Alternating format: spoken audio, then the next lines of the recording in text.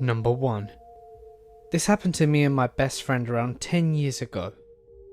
One day, we had a project in our Spanish class, and we decided to make a sleepover at her house.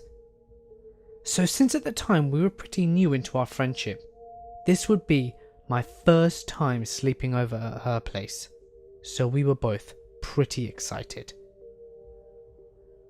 The day came and I was stoked to be going over to a sleepover. However, since this was my first time being over to her house, we had no idea where she lived. It was way out in the country, so naturally me and my mum got lost trying to find it. Eventually, we did find the place. My mum dropped me off and Sarah and I started talking about our project.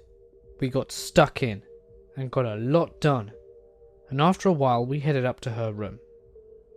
Her room had a sort of side room attached to it. There wasn't a door, but there was a space for where a door could be, if that makes sense. Inside that room was an old computer that didn't work anymore and had a small little daybed. That is where I was going to sleep, because apparently Sarah is a bed hogger. But that didn't bother me very much. So it gets pretty late and we decide to finally go to bed. Now, it takes me a good hour or two to fall asleep, whereas Sarah, on the other hand, doesn't take the blink of an eye.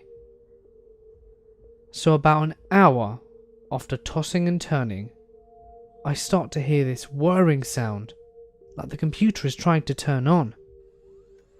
I remember telling myself, I know that Sarah told me the thing didn't work anymore, so how can it be turning on? I open my eyes and look, and sure enough, the computer that is right beside me has the green light on, and is in fact turning on. I was a little freaked out, but at the same time, I just thought, well, maybe it's just updating or something. I noticed something odd though. When the monitor of the screen came on, the computer itself was not plugged in. That is when I freaked out. I ran into Sarah's bed, moved her over and went and hid under her covers. I stayed there for the rest of the night. I eventually fell asleep, but the computer was shut down by the time Sarah and I got up. Of course, typical. I told Sarah about the computer and she just looked at me puzzled. She said it'd never done that before and shrugged it off. So anyway, years passed and I would stay at Sarah's house more and more often. I noticed that the computer would always turn on by itself whenever I slept over, but never for Sarah, so she continued to ignore my stories. She got married and moved out about 2 years later. I didn't really visit her during the next few years, due to me moving 3 hours away, so the rest is from her account of what happened. The real hauntings started a year after her auntie had moved out of the property. Sarah came back to clean up the house and moved in. Not long after her aunt packed up her final belongings, she said that there was an uneasy feeling once her husband and her had entered. They would hear voices and things would move about on their own as time went on. For example, after about 3 months of being in the house, Sarah began to notice things. She and her husband would be sitting in the living room watching television when pictures that belonged to her grandparents would randomly fall off the walls and shatter on the floor. She tried to justify that it was an old house and it was just settling and it was all because of the shift. Then, one night, as Sarah and David slept, a family heirloom that was tucked away on an inaccessible shelf was moved onto a couch facing the opposite direction of a table. When the couple woke up, they were completely perplexed. They moved the couch and the table back and put the heirloom on the shelf and returned all the furniture to place. They went about their day, and that was the end of it. The very next morning, they awoke to find the same heirloom moved into the same spot as the morning before. This started to make the couple nervous, especially Sarah, because she could not justify what was happening. Once again, they moved the furniture to return the heirloom, and the next morning, the heirloom was once again in the same spot. Sarah could not handle it anymore, and she decided to put away the heirloom as well as the others that were on the same shelf. Not long after, Sarah and her husband told family and friends about the experience, which prompted the visit of the husband's brother. After downloading a free ghost app on his phone, they sat outside the back porch at dusk and turned on the application. Sarah thought the idea was ridiculous, but she decided to humour the boys. The app would just spit out random words, and Sarah would just laugh and make jokes about it. Suddenly, the app spoke out, "Cows." This caught Sarah's attention. Her family had raised cattle on this property up until she was about 15 years old. A few minutes passed and the application called out "died." The brothers laughed it off, and the app was saying that the cows had died, or that it was saying something goofy, until Sarah reminded them that her uncle had died in that house only a couple of years prior.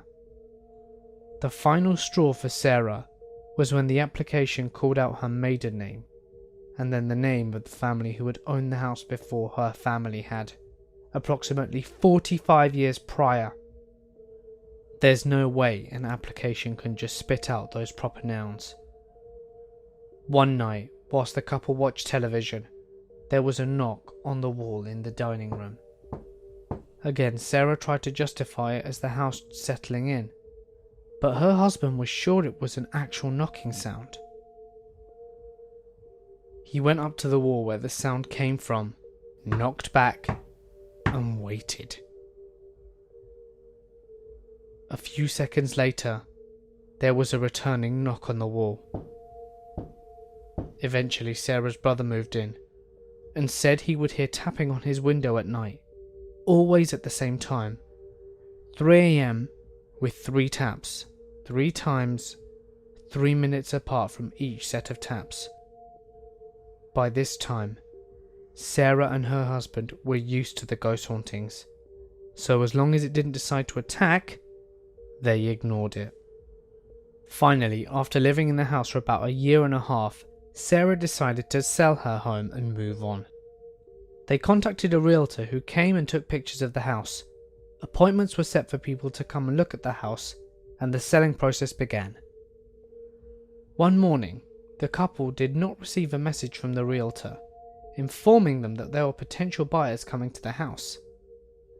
The buyers and the realtor knocked on the door, knowing that the couple were most likely still inside.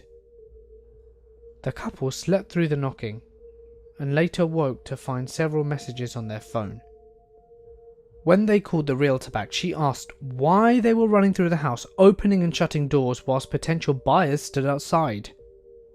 They questioned the realtor and asked her about her comment, and she explained that the potential buyers heard doors banging, opening and shutting on the right side of the house when they knocked. She demanded to know why they kept on opening and shutting those doors instead of letting the people in. The husband explained to the realtor that they did not do it. They were asleep in their bedroom on the opposite side of the house. The realtor also explained that the buyers experienced an uncomfortable smell coming from the house, like rotting wood. She seemed concerned because she had not smelt it days before when she came in to take pictures. After several more complaints of the smell, the realtor returned to the property to try and figure out what was going on.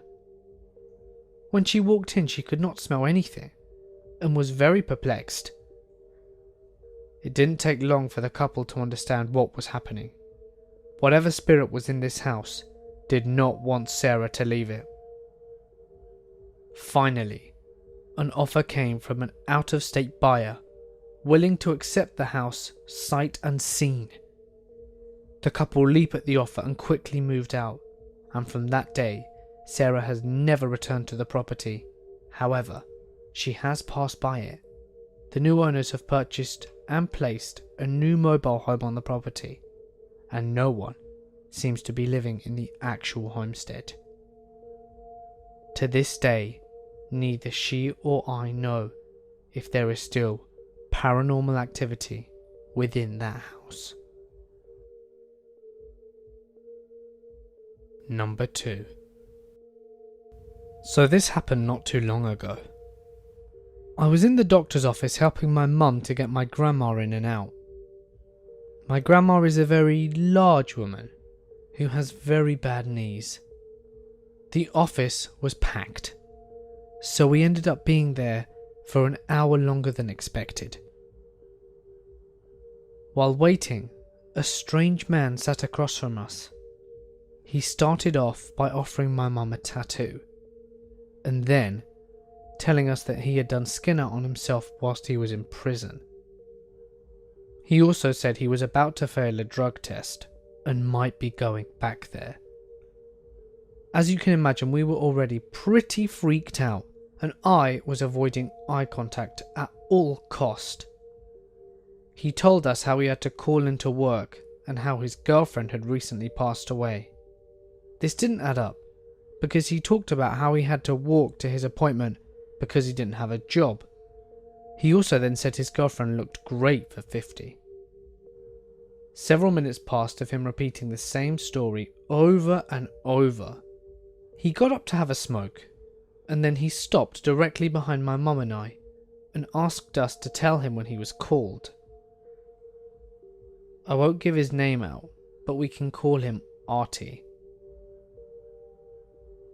Artie was outside for almost 15 minutes before sitting back. Almost immediately after, my grandma was called. Needless to say, we shot up out of our seats and were gone within seconds.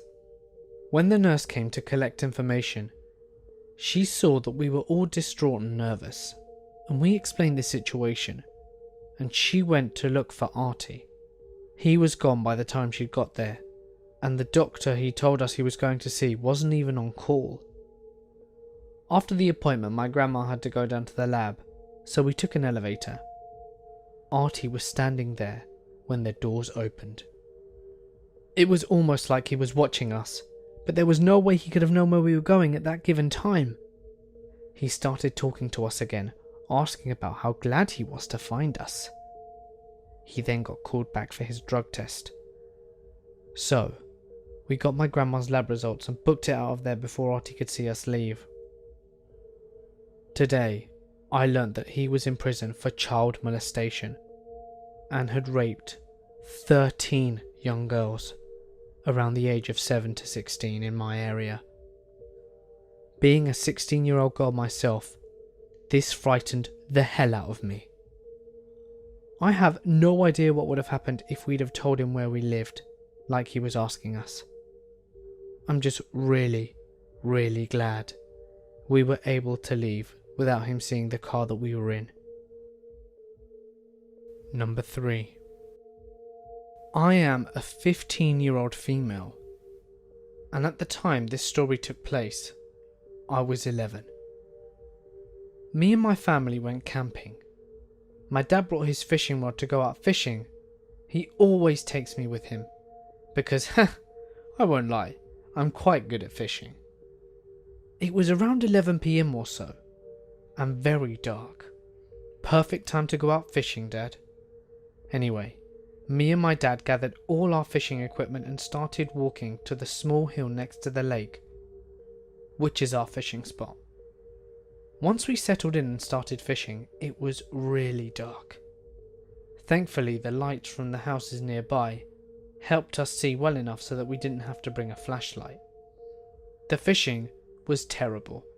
Not a single catch, so I was bored and sleepy, and I decided to walk back to our tent to sleep. Whilst I was gathering my stuff, I heard a huge splash. I turned around to see my dad in the water. Me being the brave girl I am, I decided it would be a good idea to jump him and save him. Bad idea, because 1. I would never get out a 35-year-old man that weighs 200 pounds out of the water. And 2, I could barely see anything. Also, it's impossible to swim with the huge waves every 3 seconds. I ended up holding onto him whilst we held onto a rock. We couldn't touch the ground, it was too deep, even though we were close to land. I didn't even notice how, but I was slowly pushing him down underwater so that I would go up for air. My mum told me to wear a life jacket, but I didn't listen, and that could have prevented me from going down in the water. Then I heard my dad pray out loud, which then I did myself. And then out of nowhere, my dad stood up, holding me in his hands, and we went back to land. We both sat there exhausted, because being in water holding onto something whilst huge waves batter you for ages isn't as easy as you think. As we were going back to our tent, I thought, how is it possible for my dad to stand up on the bottom of the lake? It's like 40 feet from where we stood. I asked him and he said that whilst he was praying, he felt the ground rise up to his feet, and that let him finally leave. Knowing my dad has had his fair share of creepy experiences, I wasn't shocked. I know you won't believe this, but what I'm telling you did happen, and I would never lie about something like this. Number 4. One night I was over at my friend's house for her birthday party. After a while, we all started to get bored, and it was pitch black outside, so we decided to go play manhunt. Everyone liked the game, and there was only 5 of us, so nobody stayed inside. Each of us took turns seeking and hiding, and giggling when no one would find us. At one point, me and the person who was having the birthday party were the seekers. After counting in a little shed so that we couldn't see where anyone went, we finally came out and began to look. I swear, we must have been looking for over half an hour, and yet we only found one girl, who ended up going back inside because it was 3 a.m. and she was getting tired. My friend and I were just about to give up when we saw 2 silhouettes standing on the neighbour's trampoline. At the time, the neighbours were out of town, so we figured it was our 2 friends. But why in the world would they just stand on the trampoline, so still and silently? And how could we have not have seen them before? We must have been past here like 30 times. Figuring that this was them, we began shouting that we found them and they could come down now. But the figures just stood there ominously. We were confused. And then all of a sudden we heard footsteps from behind us, and turned to see our friends coming towards us. My friend and I shared a look of utter terror, and turned back around to see the figures still standing on the trampoline. The friends who had been hiding asked us what was wrong, and since we were barely able to speak, paralysed by terror, the birthday girl simply said, The trampoline. They were petrified, and just as scared as we were, and they quickly legged it back to the house. On our way back, the birthday girl and I glanced over our shoulders, and we saw the 2 figures on the trampoline vanish.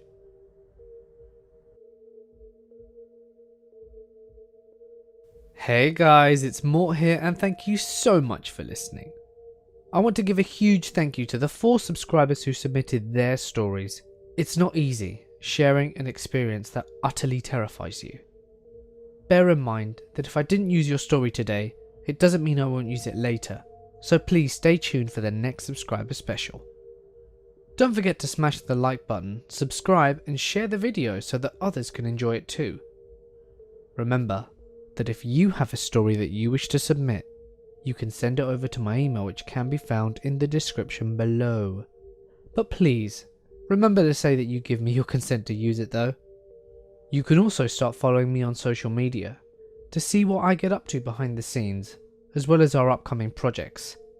But be warned, there will be spoilers. But anyway, for now guys, I'm going to sign off. Stay awesome, and I'll catch you in the next one. It ran straight into the euthanasia room and under the big machine that they still used. We shut the door so it couldn't get out. So we moved the machine out the way, and there's no cat.